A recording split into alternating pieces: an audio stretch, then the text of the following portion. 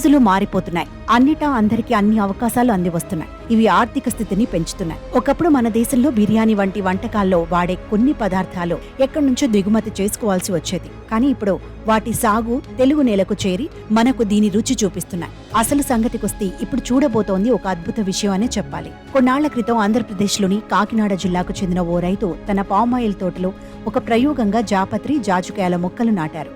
5 ఏళ్ల క్రితం నాటిన మొక్కల పంట దిగుబడి మొదలైంది. వీటి దిగుబడి కూడా అద్భుతంగా ఉంది. దాంతో మార్కెట్లో వీటికి మంచి డిమాండ్ ఉందని రైతు చెబుతున్నారు.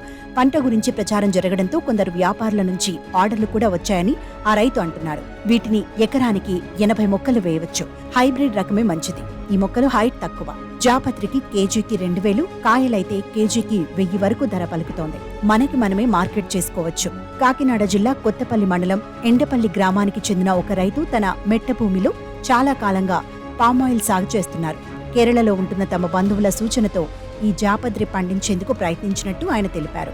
గతంలో పశ్చిమ గోదావరి జిల్లాలో ఒక రైతు చేసిన ప్రయత్నం చూసి తాను కూడా ఈ మొక్కలు నాటినట్టు చెబుతున్నారు. కేరళ శ్రీ పేరుతో అక్కడి ఉద్యానవన శాఖ రూపొందించిన హైబ్రిడ్ రకం మొక్కలు నాటడంతో 3 ఏళ్లకే దిగుబడి మొదలైందని అన్నారు. దేశవాళీ రకం దిగుబడికి 6 ఏళ్ల గడువు తీసుకుంటుందని అన్నారు. తోట పంటల్లో రైతులంతా దీన్ని వేసుకోవచ్చు.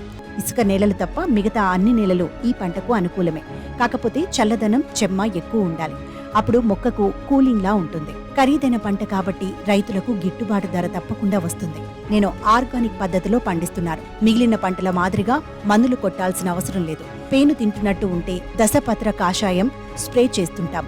తెగుళ్ల వల్ల పాడయ్యేది లేదు. నేను వేసిన హైబ్రిడ్ 3 ఏళ్లకు, దేశవాళీ 5 ఏళ్లకు దిగుబడి వచ్చింది అని రైతు చెప్పారు. సహజంగా జాపత్రి, జాజికాయల పంట దిగుబడి తక్కువగా ఉంటుంది. పంట చేతికి వచ్చేందుకు కూడా చాలా కాలం వేచి చూడాలి. అయితే మార్కెట్లో డిమాండ్ కారణంగా వీటి ధర ఎక్కువగా ఉంటుంది కాబట్టి పంట పండించే రైతులకు లాభాలు వస్తుంటాయని చెప్తారు. మొత్తానికి వ్యవసాయంలో సరికొత్త బాటలో పంటల దిగుబడిలో ఇప్పుడు కొత్త విప్లవం వచ్చినట్టే.